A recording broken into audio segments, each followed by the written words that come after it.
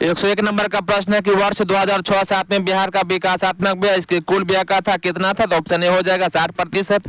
104 number का प्रश्न है कि भारतीय जनगणना 2011 के अनुसार निम्न राज्यों में से किस एक में जनसंख्या घनत्व सर्वाधिक है, तो ऑप्शन सी हो जाएगा बिहार में।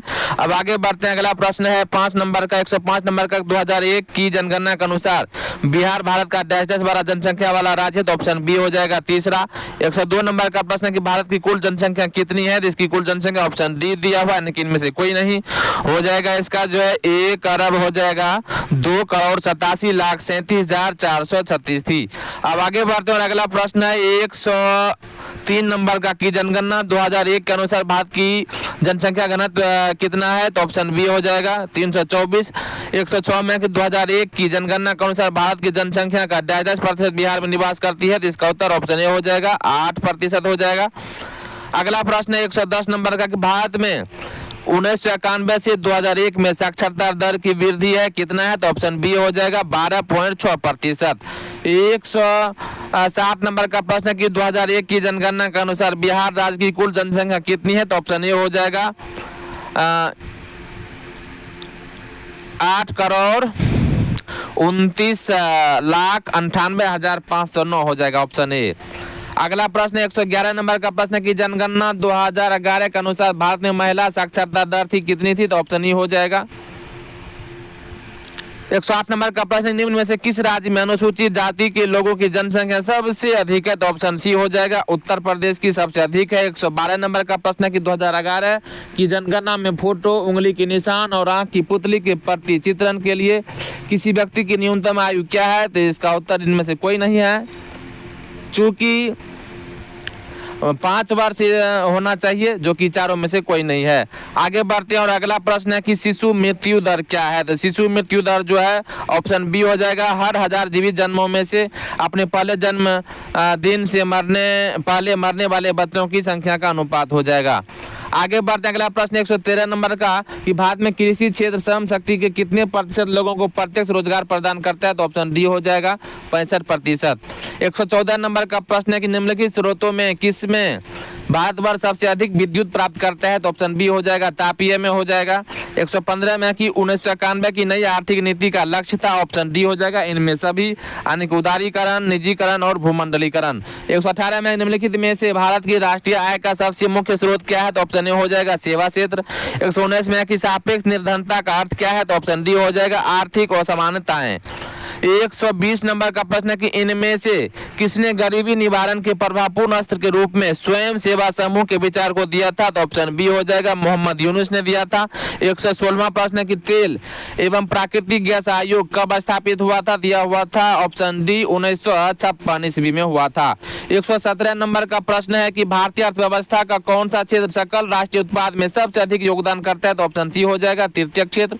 121 में कि पिछले दशक के दौरान भारतीय अर्थव्यवस्था के किस क्षेत्र का महत्वपूर्ण विकास हुआ है, तो ऑप्शन सी हो जाएगा तृतीय क्षेत्र का सबसे अधिक विकास हुआ है। 122 में किसी देश की प्रति व्यक्ति आय प्राप्त की जाती है, ऑप्शन सी हो जाएगा राष्ट्रीय आय एवं जनसंख्या दोनों में।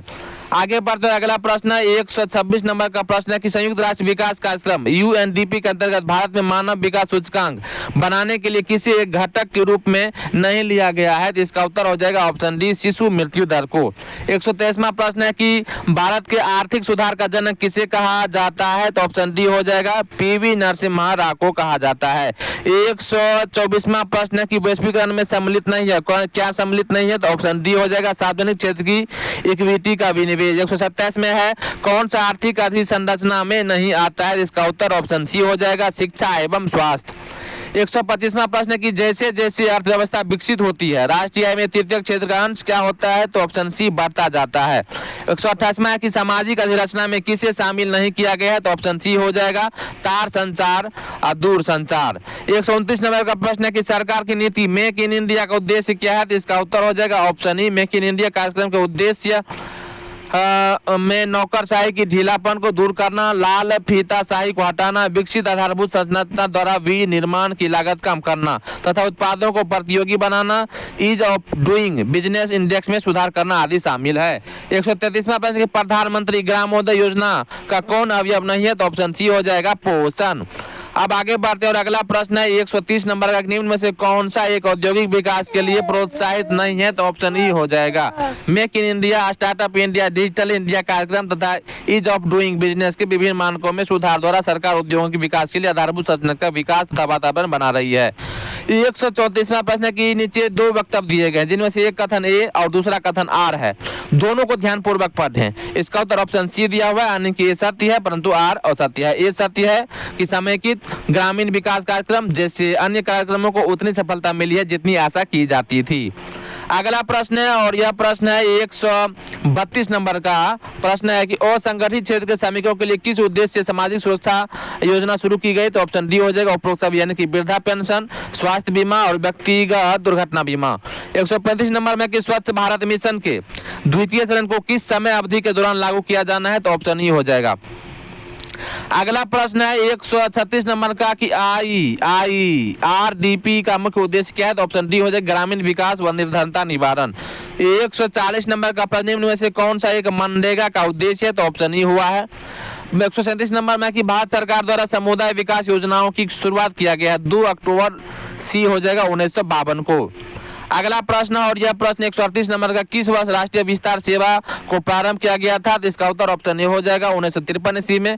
141वां है कि भारत में सबसे अधिक गेहूं उत्पादन राज्य है कौन सा है? तो उत्तर प्रदेश है। आगे बढ़ते हैं और अगला प्रश्न है 142 नंबर का कि भारतीय अर्थव्यवस्था में संयुक्त क्षेत्र का क्या अभिप्राय है? तो इसका अभिप्राय है ऑप्शन डी, किसी उद्यम में सरकारी एवं निजी क्षेत्र दोनों ही का सम्मिलित स्वामित्व। 146 नंबर का प्रश्न है कि विभाजन के आधार पर भारत का कौन सा उद्योग सबसे बुरी तरह प्रभावित हुआ? तो ऑप्शन सी हो जाएगा जूट तथा रुई उद्योग। 143 नंबर का प्रश्न है कि भारत में अधिकांश व्यक्ति बेकार है, ऑप्शन बी हो जाएगा कृषि में। अगला प्रश्न है और यह प्रश्न है भारत में किस उद्योग में सर्वाधिक लोग कार्यरत है? तो ऑप्शन सी हो जाएगा कपड़ा उद्योग में। 144 में कि भारत में भूमि सुधार के क्षेत्र में शामिल नहीं है, तो ऑप्शन डी हो जाएगा किसान को मकान ऋण। 148 नंबर का प्रश्न है कि भारत में सबसे प्राचीन बृहत स्तरीय उद्योग है, ऑप्शन सी हो जाएगा कपास। अगला प्रश्न और यह प्रश्न 149 नंबर का कि तमिलनाडु में सर्वाधिक सूती वस्त्र के कारखाने कहाँ पाए जाते हैं? तो ऑप्शन बी हो जाएगा कोयम्बटूर में पाए जाते हैं। 150वां प्रश्न को देखेंगे कि MOD वाट जो अप्रैल 2001 में कार्यान्वित होगा प्रतिस्थापित करता है। इस चारों ऑप्शन में से कोई उत्तर सही नहीं है। अब आगे बढ़ते और अगला प्रश्न है 153 नंबर का, भारत में कोर उद्योग क्या है? तो ऑप्शन डी हो उपरोक्त सभी, विद्युत, कोयला, पेट्रोलियम पदार्थ। 151 में कि कपास उद्योग जिन कच्चे मालों पर आश्रित है वे हैं, ऑप्शन ए भार ह्रास मूलक। 154 में कि भारत सरकार के राजस्व का प्रधान स्रोत क्या है? तो प्रत्यक्ष कर हो जाएगा।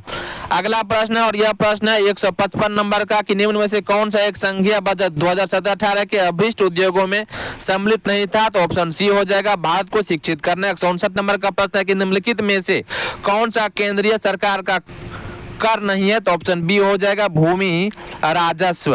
160 नंबर का प्रश्न, कौन सा ऐसा कर है जो केंद्रीय सरकार द्वारा लगाया जाता है लेकिन उससे प्राप्त आय को केंद्र और राज्य में विभाजित कर दिया जाता है? तो उत्तर हो जाएगा ऑप्शन बी केंद्रीय उत्पाद शुल्क।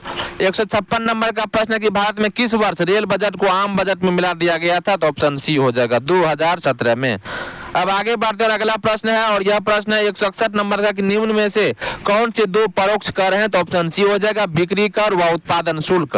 157 नंबर का प्रश्न है कि भारत में राज्य सरकारों के लिए आय का सबसे महत्वपूर्ण स्रोत है, ऑप्शन डी हो जाएगा बिक्री कर। अब आगे बढ़ते और अगला प्रश्न 162 नंबर का प्रश्न, निम्नलिखित प्रत्यक्ष करों में से किस में सरकार को अधिकतम राजस्व की प्राप्ति होती है? तो ऑप्शन ए हो जाएगा निगम कर। 158 में है कि विगत वर्षों में भारत में केंद्र सरकार का सर्वाधिक संपूर्ण व्यय किस क्षेत्र में हुआ? तो ऑप्शन बी हो जाएगा विकास में। अब आगे बढ़ते हैं और अगला प्रश्न है 163 नंबर का प्रश्न, भारत के वित्त आयोग के संदर्भ में निम्नलिखित कथनों पर विचार करें। ऑप्शन सी इसका हुआ है केवल 2 और 3, यानी कि 2 में है कि संविधान का अनुच्छेद 280 के तहत वित्त आयोग स्थापित किया गया था। उसके बाद है ऑप्शन 3, यानी कि वित्त आयोग द्वारा की गई सिफारिशें प्रकृति में केवल सलाहकार है। यही दोनों सही है। 166 नंबर का प्रश्न है कि 14वें वित्त आयोग के अनुसार विभाजन योग्य शुद्ध केंद्रीय राजस्व कर में राज्यों का प्रतिशत क्या है? तो इसका उत्तर ऑप्शन डी हो जाएगा, यानी कि 42% है। अब आगे बढ़ते हैं, अगला प्रश्न 167 नंबर का कि बैंकों द्वारा लाए गए निम्नलिखित में से किस भुगतान उपाय को प्लास्टिक मुद्रा के नाम से जाना जाता है? तो ऑप्शन बी हो जाएगा क्रेडिट कार्ड। 164वां है कि निम्नलिखित में से कौन सा एक राजकोषीय नीति का उपकरण नहीं है? तो ऑप्शन सी हो जाएगा ब्याज दर। 168वां प्रश्न है कि 8 अक्टूबर 1991 को रिजर्व बैंक ऑफ इंडिया ने बैंक दर 11% से बढ़ाकर कितना कर दिया? तो 12% प्रति वर्ष कर दिया था। अब आगे बढ़ते हैं, अगला प्रश्न 173 नंबर का भारतीय मुद्रा छापा जाता है? Option D Nashik printing press में। 169 में कि रिजर्व बैंक ऑफ इंडिया द्वारा घोषित रोकड़ संचय अनुपात की वर्तमान दर है कितना है? तो 9% है। 174वां प्रश्न की सामान्य रूप से मुद्रा नीति का प्रधान लक्ष्य क्या है? तो ऑप्शन ए हो जाएगा मुद्रा आपूर्ति का नियंत्रण करना। 170 नंबर का प्रश्न निम्नलिखित में से कौन आर्थिक विकास के लिए प्रत्यक्ष रूप से महत्वपूर्ण नहीं है? तो ऑप्शन ए हो जाएगा मुद्रा की मात्रा। 171 नंबर का प्रश्न है कि जीवन बीमा निगम एक उदाहरण है? ऑप्शन सी हो जाएगा निवेश बैंक का। 175 में है डैशर की सिफारिश पर बैंकों की ब्याज दरों का विनियंत्रण आधारित है? ऑप्शन सी हो जाएगा नरसिम्हन कमेटी। 172 में है कि भूमि विकास बैंक निम्नलिखित का एक अंश है? तो ऑप्शन डी हो जाएगा सहकारी उधार ढांचा।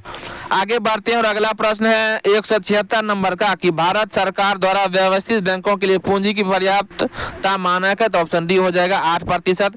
179 नंबर का प्रश्न कि भारत में कृषि पुनर्निर्मित प्रदान करने के लिए शिखर स्तर के बैंक का नाम क्या है? तो ऑप्शन बी हो जाएगा कि कृषि तथा ग्रामीण विकास राष्ट्रीय बैंक। 180 नंबर का प्रश्न है कि दुर्लभ मुद्रा का आशय उस मुद्रा से है जो ऑप्शन सी हो जाएगा विकसित देशों का है। 177 नंबर का प्रश्न है कि क्षेत्रीय ग्रामीण बैंक जिसे ग्रामीण बैंकों के नाम से पुकारा जाता है वर्गीकृत है? ऑप्शन डी हो जाएगा अनुचित वाणिज्यिक बैंकों में। 181 नंबर का प्रश्न है कि बेयर नेसेसिटीज इंडेक्स BNI के संदर्भ में निम्नलिखित कथनों पर विचार करें? ऑप्शन ए इसका राइट उत्तर है, यानी कि केवल 1 और 3। एक में है कि आर्थिक सर्वेक्षण ग्रामीण और शहरी स्तरों पर बेयर नेसेसिटीज इंडेक्स के साथ आया है, और 3 नंबर में हो जाएगा कि BNI 26 संकेतकों पर आधारित है। अगला प्रश्न है और यह प्रश्न है 178 नंबर नाबार्ड उधार देता है? ऑप्शन सी कृषि एवं ग्रामीण विकास के बैंकों को। अगला प्रश्न है 182 नंबर का कि भारतीय अर्थव्यवस्था में किस पंचवर्षीय योजना काल के दौरान कीमत स्तर घटा है? तो ऑप्शन हो जाएगा प्रथम योजना। 186 नंबर का प्रश्न है कि भारत में नोट निर्गमन प्रणाली आधारित है? ऑप्शन बी हो जाएगा न्यूनतम कोष प्रणाली पर। 183 नंबर का प्रश्न है कि भारत में औद्योगिक वित्त का कौन सा इनमें से स्रोत नहीं है? तो ऑप्शन बी हो जाएगा नाबार्ड। 187 नंबर का प्रश्न है कि हाल ही में डीजल की कीमतें बढ़ाई गई है? तो ऑप्शन सी हो जाएगा अंतर्राष्ट्रीय मूल्य के स्तर पर तदनुसार मूल्य निर्धारण हेतु जो कि पिछली सरकार के उठाए गए कदम का परिपालन है। 184 नंबर का प्रश्न है कि भारत की बैंकिंग प्रणाली में उच्चतम बैंक कौन सा है? तो ऑप्शन बी हो जाएगा reserve bank of India. 188 number का प्रश्न है कि भारतीय रिजर्व बैंक ने भारत के विदेशी व्यापार में धन लगाने में मदद की थी? तो ऑप्शन बी हो जाएगा एक्जिम बैंक के द्वारा। आगे बढ़ते हैं और अगला प्रश्न है 189 नंबर का कि EPCG का पूर्ण रूप क्या है? तो ऑप्शन सी दिया हुआ है export promotion capital goods. 192 number का प्रश्न है कि साफ्टा का पूर्ण रूप क्या है? तो ऑप्शन ए दिया हुआ है south Asia preferential trade agreement. अगला प्रश्न है और यह प्रश्न 190 नंबर का कि राष्ट्रीय कृषि और ग्रामीण विकास बैंक नाबार्ड की स्थापना किस पंचवर्षीय योजना की अवधि में की गई थी? ऑप्शन सी हो जाएगी छठी। 193 नंबर का प्रश्न है कि भारतीय रुपये की विनिमय दर निर्धारित होती है? ऑप्शन डी उपयुक्त में कोई नहीं। अगला प्रश्न है 191 नंबर का कि मिलेनियम विकास लक्ष्य में किसे शामिल नहीं किया गया है? तो ऑप्शन डी हो जाएगा 2 अंकों वाली आर्थिक वृद्धि दर की प्राप्ति। 194 में है कि एपेक का पूर्ण रूप क्या है? तो ऑप्शन डी हो जाएगा एशिया पैसिफिक इकोनॉमिक कोऑपरेशन। अगला प्रश्न और यह प्रश्न 195 नंबर का कि दक्षिण एशियाई प्राथमिकता व्यापार समझौता साफ्टा का औपचारिक उद्घाटन हुआ था? ऑप्शन सी 7 दिसंबर 1995 ईस्वी को। 196 नंबर का प्रश्न है कि निम्नलिखित देशों में कौन सा देश सार्क का सदस्य नहीं है? तो ये जो है ये चारों है, इसलिए इसमें से जो है स्टार दिया हुआ है। 199 नंबर का प्रश्न है कि वर्ष 2001-2 तथा वर्ष 2002-3 के दौरान भारत के कृषि व्यापार के संबंध में कथनों पर विचार कीजिए? ऑप्शन ए दिया हुआ है 2 और 4 जो है इनमें से सही है, यानी कि भारत के कुल आयात मूल्य खाद्य तेलों का योगदान लगभग 62% रहा। 4 में भारत में कुल कृषि निर्यात मूल्यों में समुद्री उत्पादों का योगदान लगभग 23% रहा। 197 नंबर का प्रश्न है कि कौन सा देश दक्षिण एशियाई क्षेत्रीय सहयोग संगठन का सदस्य नहीं है? तो ऑप्शन ए हो जाएगा अफगानिस्तान नहीं है। आगे बढ़ते हैं और अगला प्रश्न है 200 नंबर का प्रश्न है कि वर्ष 2019-20 में निम्न में से कौन सा देश भारत का सर्वाधिक व्यापार की भागीदारी वाला देश है? इसका तो हो जाएगा ऑप्शन ए संयुक्त राज्य अमेरिका हो जाएगा इसका राइट उत्तर।